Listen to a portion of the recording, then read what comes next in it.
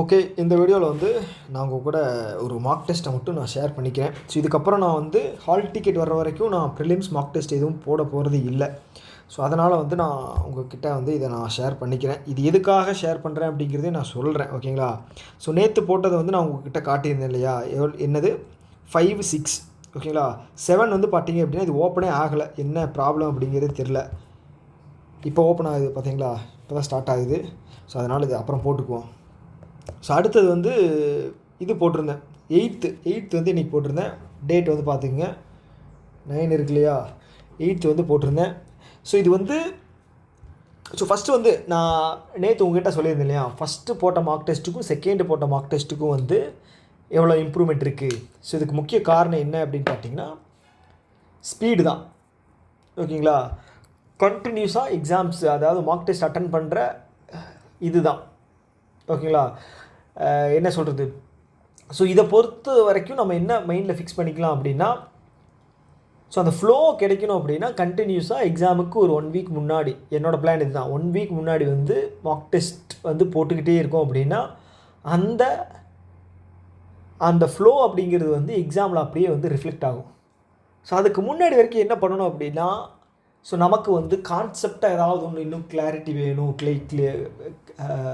கிளியராக வந்து தெரிஞ்சுக்கணும் அப்படின்னு ஒரு இது இருக்குது அப்படின்னா அதில் தான் வந்து நம்ம இன்வால்வ் பண்ணணுமே தவிர, வெறும் மார்க் டெஸ்ட்டாக டெய்லி போட்டுக்கிட்டு இருந்தோம் அப்படின்னு வச்சுக்கோங்களேன், ஸோ அது வந்து இம்ப்ரூவ்மெண்ட் அப்படிங்கிறது தெரியாது. இன்றைக்கி நான் ஒரு மார்க் டெஸ்ட் போகிறேன் அப்படின்னா அடுத்த நாள் போட்டேன் அப்படின்னா சின்ன சேஞ்ச் வரும். அதுக்கப்புறம் நாள் போட்டேன் அப்படின்னு வச்சுக்கோங்களேன், அப்படியே டிராஸ்டிக்காக கம்மியாக இருக்க வாய்ப்பு இருக்குது. அப்போ வந்து ஒரு மன உளைச்சல் அப்படிங்கிறத க்ரியேட் பண்ணும்.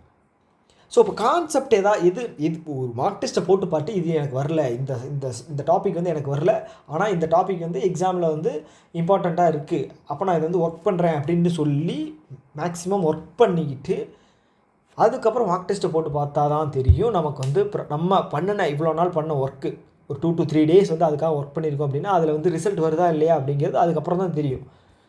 வெறும் மார்க் டெஸ்ட்டே போட்டுக்கிட்டு இருந்தீங்க அப்படின்னா, மார்க் டெஸ்ட் எதுக்கு யூஸ் ஆகுது அப்படின்னா, ரியல் டைமில் எக்ஸாமில் நம்ம எப்படி ஒர்க் பண்ண போகிறோம், அந்த டைம் மேனேஜ்மெண்ட் எப்படி பண்ண போகிறோம், அதுக்கு தான் மார்க் டெஸ்ட். ஸோ டெய்லியும் மார்க் டெஸ்ட் போட்டுக்கிட்டே இருக்கீங்க அப்படின்னா இம்ப்ரூவ் ஆகலை அப்படின்னா இம்ப்ரூவ் ஆகாது. ஓகேங்களா? இது என்னோட பர்சனல் ஒப்பீனியன், இது கருத்து. இதுவும் ஆக்சுவலாக சொல்லப்போனால் உண்மை தான். ஸோ லாஸ்ட் 1 வீக் அந்த ஃப்ளோ பிடிக்கணும் அப்படின்னா ஒரு நாளைக்கு 4 மார்க் டெஸ்ட் கூட போடுங்க. லாஸ்ட் 1 வீக் ஒன்றும் தப்பே கிடையாது. ஓகே, அது வரைக்கும் கான்செப்ட் வந்து கிளியர் பண்ணிங்க. ஸோ நான் நேற்று ஏன் சொன்னேன் அப்படின்னா, ஃபஸ்ட் மார்க் டெஸ்ட்டுக்கும் செகண்ட் மார்க் டெஸ்ட்டுக்கும் எவ்வளோ டிஃப்ரென்ஸ் இருந்தது. எனக்கு ஃபஸ்ட் மார்க் டெஸ்ட்டோட பர்சன்டேஜ் தெரியலை, 80ன்னு நினைக்கிறேன். செகண்ட் மார்க் டெஸ்ட்டோட பர்சன்டேஜ் வந்து 84.90 சம்திங். இப்போ இன்றைக்கி போட்ட தேர்டு மார்க் டெஸ்ட் வந்து பார்த்தீங்க அப்படின்னா எவ்வளோ அட்டன் பண்ணியிருக்கேன் அப்படின்னா 61 அட்டன் பண்ணியிருக்கேன் இல்லையா? 53 தப்பாக கரெக்டாக இருக்குது, 8 தப்பாக இருக்குது. ஓகே, ஸோ இந்த 8 வந்து எது தெரியுமா தப்பு? 5 பேராஜம்பிள் தப்பு. ஓகே, ஸோ இது வந்து ஏன் இந்த அளவுக்கு தப்பாக இருக்குது, இந்த அளவுக்கு எப்படி டிராஸ்டிக்காக இம்ப்ரூவ் ஆகிருக்கு அப்படிங்கிறது நான் சொல்கிறேன். 87 அக்யூரசி ரொம்ப முக்கியம். நான் ஆல்ரெடி சொன்ன மாதிரி 85+ அப்படிங்கிற பர்சன்டேஜில் வந்து அக்யூரசி மெயின்டைன் பண்ணணும். இதில் ஓவரால் எவ்வளோ மார்க் வந்திருக்குன்னு பார்த்துட்டிங்கன்னா 47.13. எவ்வளவு? 47.13, 61 அட்டம்ப்டில். ஸோ ஏன் வந்து அட்டம்ப்ட் 61 இருந்து 47 வந்திருக்கு அப்படிங்கிறதையும் நான் சொல்கிறேன். ஸோ இதில் அனாலிசிஸ் போவோம்.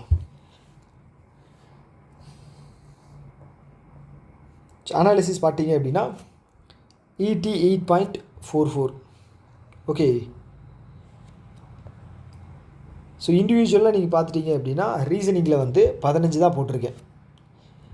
இதை மைண்டில் இது பண்ணிங்க. 15 தான் போட்டிருக்கேன். ஏன் அட்டம்ப்ட் கம்மியாச்சு அப்படிங்கிறது நான் சொல்கிறேன். 75%. அடுத்தது இங்கிலீஷில் வந்து பார்த்தீங்க அப்படின்னா 20 போட்டதில் 7 தப்பாக இருக்குது. நான் சொன்ன மாதிரி 61ல் 53 கரெக்டு. இதில் 8 தப்பில் இங்கிலீஷில் மட்டும் 7 தப்பாக இருக்குது. ஸோ அதில் வந்து பேராஜம்பிள் வந்து 5. ஓகே, ஸோ அடுத்தது குவான்ஸ். ஸோ குவான்ஸ் வந்து பார்த்தீங்க அப்படின்னா 19 அட்டன் பண்ணியிருக்கேன். 18 கரெக்டு, 1 தப்பு. ஸோ இது 1 எது தப்பாக இருக்குது அப்படின்னு நினைக்கிறீங்க? சிம்பிளிஃபிகேஷனில் தப்பு பண்ணியிருக்கேன். 1 தப்பாக இருக்குது. 98.71 அப்படிங்கிற பர்சன்டேஜ் அப்படிங்கிறது வந்திருக்கு. Okay, okay. ஸோ நான் வந்து முன்னாடியே சொன்ன மாதிரி இதுக்கப்புறம் ஹால் டிக்கெட் வர்ற வரைக்கும் நான் வந்து ப்ரிலிம்ஸ் மார்க் டெஸ்ட்டு அட்டன் பண்ண போகிறதில்ல. மெயின்ஸுக்கு மட்டும் தான் நான் அதுக்கப்புறம் படிக்க போகிறேன். கான்செப்டாக, அதுவும் மெயின்ஸில் வந்து கான்செப்டாக வந்து நான் என்ன சொல்கிறது, இன்னும் வந்து நிறைய ஒர்க் பண்ண போகிறேன். ஸோ அதுதான் என்னோடய இந்த என்ன சொல்கிறது, ஹால் டிக்கெட் வர்ற வரைக்கும் அதுதான் என்னோடய பிளான். ஓகேங்களா. நடுவில் ஏதாவது ஒன்று மார்க் டெஸ்ட் ஏதாவது நமக்கு கான்ஃபிடென்ஸ் இல்லை அப்படின்னு தோணுது அப்படின்னா, நம்ம ஒரு என்ன சொல்கிறது, டச் இருக்கணும் அப்படின்னு சொன்னால் ஒரு மார்க் டெஸ்ட்டு போடலாம். அதுதான் என்னோடய பிளானு. ஓகேங்களா. இது வந்து எனக்கு சூட்டபுளாக இருக்குது. அதனால தான் நான் என்னோடய பிளான் அப்படின்னு சொல்கிறேன். ஸோ உங்களுக்கு எது சூட்டபுளாக இருக்கோ அதை நீங்கள் தான் வந்து சூஸ் பண்ணிக்கணும். ஓகே. ஸோ இப்போ ரீசனிங்கில் வந்து பார்த்தீங்க அப்படின்னா, இந்த பசில் பாருங்களேன். ஸோ இந்த பசிலில் 6.44 நிமிஷம் ஒர்க் பண்ணேன். ஆனால் ஆன்சரே வரல. 6.44 நிமிஷம் போச்சா? 6.44 நிமிஷம் போச்சு. இது வந்து நமக்கு என்ன தான் எக்ஸ்கியூஸ் சொன்னாலும் நமக்கு வரப்போகிறது கிடையாது, மார்க்கும் தரப்போகிறது கிடையாது. கரெக்டாக? ஸோ இப்போ இந்த 6.33 வந்து நான் வந்து கரெக்டாக யூட்டிலைஸ் பண்ணி வேறு ஏதாவது போட்டிருக்கலாம். ஏன் அப்படின்னா 15% பேர் தான் வந்து இதை வந்து அட்டன் பண்ணியிருக்காங்க. அப்போது வேறு ஒரு பசில் வந்து நல்லா போடுற பசிலை வந்து நான் மிஸ் பண்ணியிருக்கேன். ஓகே. ஈஸியாக இருந்த பசிலை வந்து நான் மிஸ் பண்ணியிருக்கேன். ஓகே. அதுக்கு இந்த பசில் போட்டிருந்தேன் அப்படின்னா கூட இது வந்து பார்த்தீங்க அப்படின்னா ஒரு 25% மெம்பரால் வந்து போட முடிஞ்சிருக்கு. இது கொஞ்சம் ஈஸியாக இருந்திருக்கும் போல். அப்போ நான் சூஸ் பண்ணதில் வந்து தப்பு பண்ணியிருக்கேன். ஓகே. ஸோ இது முழுக்க கான்செப்ட்டும் தப்பு பண்ணியிருக்கேன், போட்டதும் தப்பு தான். ஆனால் சூஸ் பண்ண கொஸ்டினும் தப்பு தான். ஓகே. பிஓ எக்ஸாமை பொறுத்தளவுக்கு கொஸ்டின் சூஸ் பண்ணுறது தான் வந்து அதில் தான் இருக்குது விஷயம். ஸோ அதுதான். ஸோ அடுத்தது வந்து உங்களுக்கு என்ன, இங்கிலீஷில் பார்ப்போம். ஸோ இங்கிலீஷை பொறுத்தளவுக்கு இங்கே தெரியுதா, இந்த 5 வந்து பார்த்துட்டிங்க அப்படின்னா பேராஜம்பிள். ஓகே. இந்த 5மே வந்து நான் வந்து இந்த ஏஇ பேர் அப்படிங்கிறத கண்டுபிடிச்சிட்டேன். ஆனால் ஏஇ பேருக்கு வந்து இப்படி போட்டேன். ஸோ இப்படி போட்டதுனால வந்து பார்த்தீங்க அப்படின்னா மொத்தமாக எல்லாமே போயிடுச்சு. ஆனால் இது வந்து ஒரு பெரிய பிளண்டர். ஆனால் 25% பேர் வந்து நான் போட்டிருக்காங்க ஃபுல்லாக. ஸோ நான் பண்ணது தான் தப்பு. ஸோ பார்த்தீங்க அப்படின்னா 48 அதே பேராஜம்பிள் தான். ஸோ 50 வந்து பார்த்தீங்க அப்படின்னா இது வந்து என்ன அப்படின்னா, இது வந்து ஒரு கிராமர் பேஸ் பண்ண எரரு. ஸோ எனக்கு வந்து சுத்தமாக கிராமர் தெரியாதுன்னு சொல்ல மாட்டேன், அந்தளவுக்கு இன்டெப்த்தாக நான் யோசிக்கலை.